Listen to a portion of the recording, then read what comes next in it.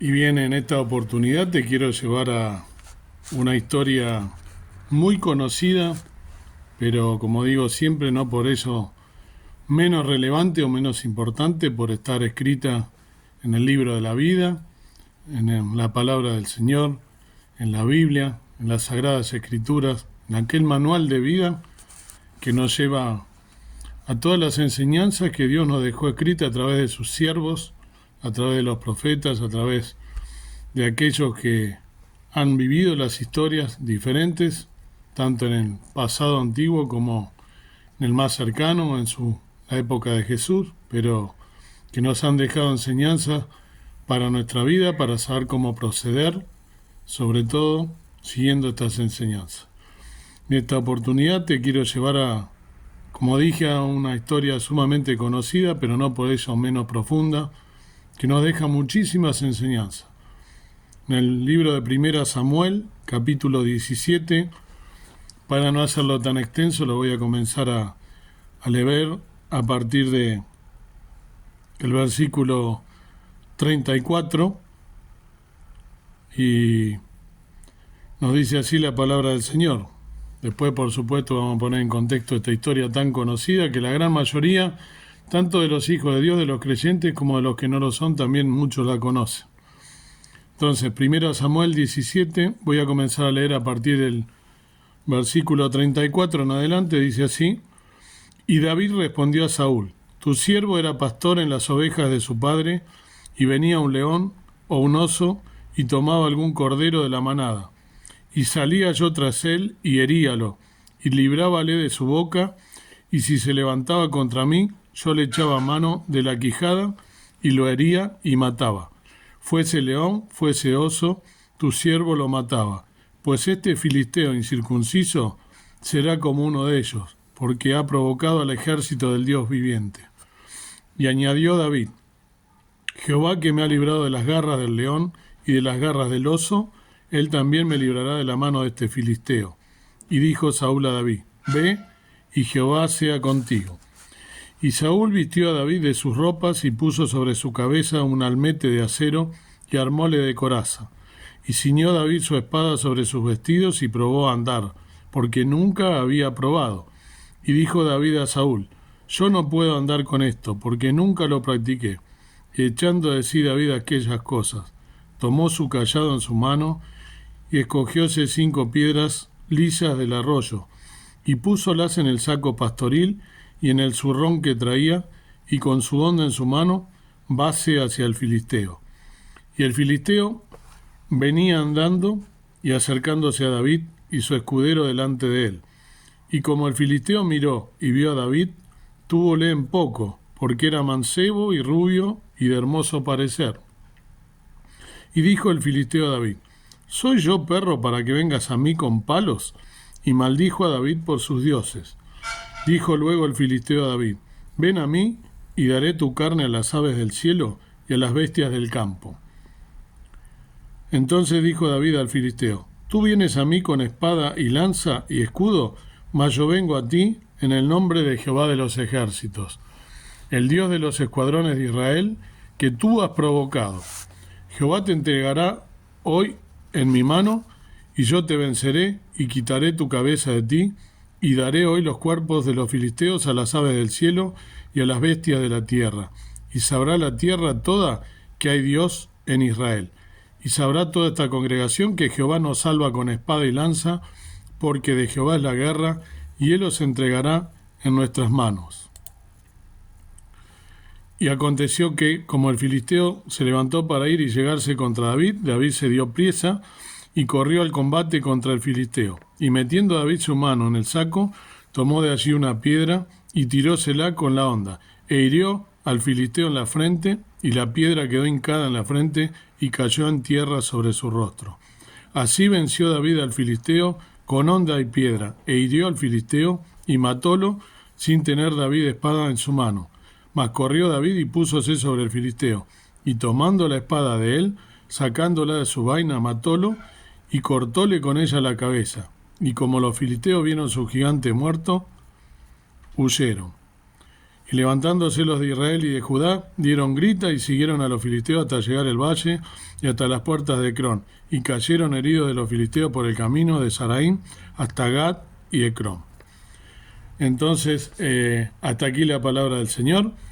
Sabemos pues de qué se trata, ¿no? De la historia de David y el gigante Goliat, este filisteo, como él lo llama, filisteo incircunciso, aquel que era de un pueblo pagano, aquel que nos cuenta, ¿no? En este contexto, que el primer rey de Israel, pedido por su pueblo, por el pueblo de Dios, por Israel, el rey Saúl, bajo su mandato, viene un filisteo que era uno de los pueblos enemigos de Dios, del pueblo de Israel, que tantas veces lo habían enfrentado, y en este caso viene un filisteo que era un gigante, que nos dice la medida en codos, que es una medida antigua, más o menos alrededor de 4 metros o un poco más, era la estatura, y nos cuenta, ¿no?, la historia que él estaba el pueblo de Israel de un lado, ¿no?, de un monte, ¿no?, separados, y del otro lado estaban los filisteos. Y este gigante que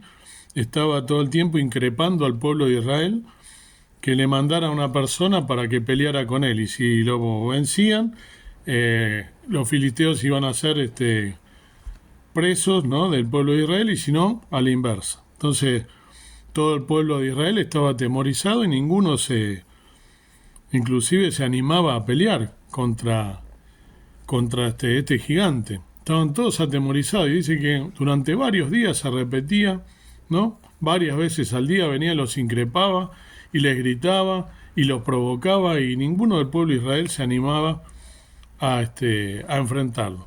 Pero David, que era un muchacho de alrededor de unos 19 años en esta época, era hijo de Isaí y 3 de sus hermanos estaban juntamente con Saúl, con el rey, en las filas del ejército, y estaban como los demás en sus tiendas atemorizados. Y el padre lo envía a David, al hijo menor, al 8º hijo, lo envía a que le lleve a sus hermanos el alimento y que vaya a averiguar si están bien. Recordemos que David era un pastor de ovejas, tenía a su cuidado las ovejas de su padre, y recordemos también que a esta altura ya él había sido ungido por Samuel, de parte de Dios, lo había ungido con aceite en su cabeza, había ido a la casa de Isaí por mandato de Dios, cuando David, 3 años antes de este hecho, más o menos, a los 16 años, fue a ver a esta familia, a Isaí, y Samuel, llegándose, le dice que el próximo rey de Israel era uno de sus hijos, entonces empieza a pasar todos los hijos que eran todos varones, y bueno, el mismo Isaí, el mismo padre lo despreciaba porque pasaron uno por uno, ¿no? Nos cuenta la historia, pasan uno por uno los hijos de Isaí, y Samuel piensa que es el primero de ellos porque era de buen parecer, de grande estatura, agradable a sus ojos, y Dios le dice que no era eso, que no mire eso porque Dios no miraba eso, sino que miraba el corazón. Y así fueron pasando uno tras uno los 7 primeros hijos, y le dice, ¿no hay ningún hijo más? Y le dice, sí, hay uno que está cuidando las ovejas, pues que venga hasta aquí, porque hasta que no venga no nos sentaremos a la mesa. Y viene justamente de cuidar las ovejas David, ¿no?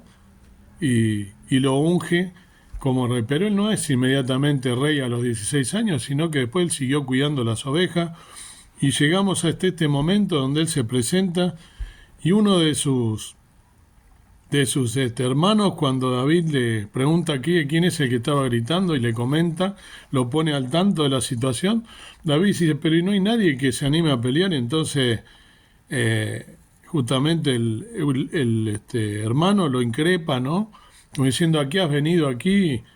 Y bueno, como siempre, se llevaban mal con su hermano, lo burlaban, y resulta que el hermano les demuestra la valentía que tenía y enfrenta, ¿no?, a este gigante que estaba blasfemando no solo a su pueblo, sino, como dice él sintió que él blasfemaba a su Dios, al Dios de los ejércitos, como él lo llamaba. Y entonces, acostumbrado él a luchar con fieras, con osos, con leones, como dice acá de la palabra de Dios. Él no tiene miedo, no tiene temor, ¿no? Porque él lo que dice justamente, le dice, cuando el rey Saúl escucha lo que estaba diciendo David y no encontraba ninguno dentro de su fila que se animara a enfrentar a este filisteo, lo quiere entonces hacer que David, no te vas a poder enfrentar a él porque tú eres un mozo, le dice primero, ¿no? O sea que también lo estaba menoscabando. A pesar de ello, bueno, dice, vamos a probar. Y David se envalentona, ¿no? En el nombre del Señor, porque es lo que dice que estaba blasfemando contra su Dios, contra el Dios de los ejércitos, e inclusive lo va a enfrentar. Y primeramente él toma 5 piedras, ¿no? Y si no lo sabes aún, ¿por qué toma 5 piedras? Porque nos dice, ¿no? En Primera Crónica y en Samuel, Primera Samuel 21, o sea, unas hojas más adelante de lo que leí, e inclusive en el libro de Primera Crónica nos dice que, no lo vamos a leer ahora por cuestión de tiempo, pero Goliat tenía 4 hermanos más y eran también de la estatura de él. Entonces, por eso mismo, uno presupone que David toma 5 piedras y no una sola. Porque a veces uno puede decir, ¿por qué tomó 5 piedras? Bueno, era por eso. Por las dudas que detrás de él vinieran los 4. Era un hombre prevenido, por supuesto, preparado, ¿no? Imagínense a abrir la quijada de los osos, de los leones, para justamente defender a su rebaño, ¿no? A defender a las ovejas del redil de su padre, ¿no? Y justamente él se envalentona, pero se envalentona defendiendo a su Dios, ¿no? A su pueblo, al pueblo de Israel, que él no puede, no puede de ninguna manera permitir que blasfemen el nombre de su Dios, ¿no? Y el nombre de su pueblo. Entonces él toma valor, pero el valor se lo daba a Dios, ¿no? Se lo daba la confianza que él tenía en que si Dios no lo había abandonado cuando él lo libró de las garras del oso, ¿no? Como dice él, y de la garra de los leones, cuánto más en ese momento Dios lo iba a proteger. Y acá tenemos varias enseñanzas, ¿no? La primera es cómo justamente él tiene la confianza en Dios, ¿no? Y nosotros tenemos confianza en Dios. Y segundo, ¿no? Que él le corta, dice que le corta la cabeza después, ¿no? ¿Y por qué le corta la cabeza? Porque justamente cuando nosotros, este filisteo representaba el pueblo enemigo de Dios, ¿no? Y representa también, ahora vamos a hablar un poco de eso, ¿no? Representa todos los pecados que nosotros tenemos, ¿no? Y cuando nosotros tenemos esos pecados, los debemos despedazarlos, debemos hacer que esos pecados no estén más en nuestra vida. Entonces es un símbolo esto, el cortarle el cuello, ¿sí? Es despedazar todos esos pecados. En este caso, dejar de lado, ¿no? Esa blasfemia, ese pueblo pecador, idólatra que venía a blasfemar contra el pueblo de Dios. Y entonces, la victoria, ¿no? De que cuánto nos enseña la victoria de él, ¿no? Entonces, nosotros reconocemos, ¿no? La historia y tenemos un gigante económico, ¿no? Muchas veces un gigante de salud o un gigante de pecado delante, ¿no? Y lo miramos nosotros y decimos, yo tengo que ser como David cuando se nos presenta, ¿no? Problemas, tengo que ser valiente, confiar en Dios, enfrentar a mi gigante, ¿no? ¿Cuál será tu gigante, no, querido amigo o hermano? ¿Cuál será aquello que tengas que vencer, algo que parece pesado, una carga pesada, ¿no? Y muchas veces dices, ¿no? Con la fe que tienes, tengo que presentarlo, confiar en Dios y enfrentar a ese gigante con todas mis fuerzas. Y al pensar así, nosotros perdemos de vista la mejor y la más hermosa enseñanza que tiene este pasaje. Porque no está mal que pensemos eso, pero también nos quiere dejar otra enseñanza, ¿no? Y tomar a David como ejemplo, ¿no? Nosotros, nuestra tendencia es en buscar tener o ser un Goliat, ¿no? Buscamos la mayor fortaleza económica, buscamos la mejor salud posible, buscamos ser los mejores en lo que podamos ser y portarnos de la mejor manera que podamos, ¿no? No ponemos la armadura como se la puso Goliat, Saúl a David para enfrentar, y tratamos de vernos más alto y con toda nuestra fuerza, y confiamos en nuestra fuerza para ir a luchar en vez de confiar en la fuerza de nuestro Señor. Pero nosotros lo que tenemos que hacer en realidad es confiar en nuestro Dios como lo hizo David y no confiar solamente en nuestra fuerza. La fuerza viene de lo alto. Y justamente aquí, para ir cerrando esta historia, ¿no? Amados hermanos, hay en esta historia de David tiene una historia que nos lo emparenta a David o tiene un símbolo con nuestro Señor Jesús, con nuestro Salvador. Porque fíjense, ¿no? ¿Cuál es la teofanía que hay o la analogía que hay entre David y Jesús? Salvando las distancias, ¿no? Por supuesto, porque David era pecador y Jesús no. Pero David salvó a su pueblo, ¿no? Poniendo en riesgo su vida. Jesús salvó a su pueblo entregando su vida. David pasó por el valle de la sombra de muerte por Israel. Jesús fue al mismo vientre de la muerte por nosotros. David, el ungido, fue despreciado por sus hermanos, ¿sí? Siendo inocente. Jesús, el Mesías, fue despreciado por todos, aún sin nunca haber hecho mal, sin pecado, siendo santo y siendo el mismo Dios. David se desvistió de las vestiduras reales que no le servían. ¿Se acuerdan que Saúl le dio las vestiduras como ley, la armadura, y él se la sacó?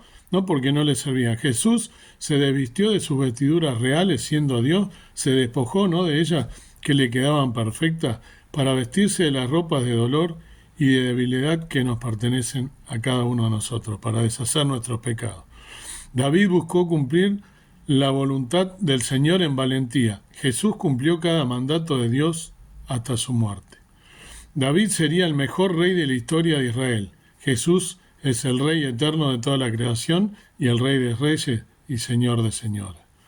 David venció el gigante terrenal a través de su debilidad. Jesús venció al gigante de la muerte a través de su muerte y selló su victoria para siempre a través de su resurrección. Entonces, queridos amigos y hermanos, qué enseñanza que nos tiene que dar, ¿no? Esta historia tan conocida, pero que a veces la pasamos por alto, y cuando vienen nuestras dificultades y vienen esos gigantes que nos quieren vencer, no nos munimos de lo que tenemos que munirnos nosotros, que es justamente de la armadura del Señor, con la que podamos vencer todos los dardos del maligno, ¿no? Del maligno, como dice, que no tenemos lucha contra carne y sangre, sino contra principados y potestades. Tenemos lucha contra Satanás y sus huestes, que vinieron a matar, a hurtar y a destruir. Que Dios nos bendiga y que podamos salir victoriosos de todas las cargas que tenemos nosotros, de ese gigante, de ese derrotero que tenemos día a día, y todas las pruebas que tenemos que vencerlas, tomado como lo hizo David, confiando en nuestro Dios y en nuestro Señor Jesús, que murió por cada uno de nosotros y entregó su vida y resucitó y venció al tercer día la muerte. Que podamos hacerlo, queridos amigos y hermanos, y pensar en estas cosas y salir victoriosa y vencer a nuestro gigante y vencer a Satanás, por más poderoso que parezca. Si Dios por nosotros, ¿quién contra nosotros? Padre y Señor nuestro que estás en el cielo, gracias por esta meditación, gracias por estos ejemplos que nos muestran cómo debemos derrotar a nuestros enemigos, a Satanás y sus huestes. Tomados de tu mano no hay nada que nos pueda vencer. Gracias porque eres nuestro Dios, nuestro Padre. Te pido que nos ayudes a poder derrotar a todas las pruebas y dificultades que se nos presenten en la vida, pero no por nuestra fuerza, sino por los méritos de Jesús, que derrotó la muerte y que está sentado a la diestra del Padre Celestial, esperando ese momento en que venga a buscarnos en su gloria, que podamos estar preparados, velando y orando en todo tiempo y venciendo las huestes del mal, para hacerte fieles hasta el día de tu venida. Gracias por todo, gracias por Jesús, gracias por tu palabra bendita que nos enseña tanto. Te pido que nos bendigas y nos guardes y nos des victoria en este día y en todos los días hasta tu venida. En el nombre precioso de Cristo nuestro Salvador. Amén. Que el Señor Jesús y que Dios los bendiga y que podamos vencer a todos nuestros enemigos, sobre todo a nuestro enemigo interior.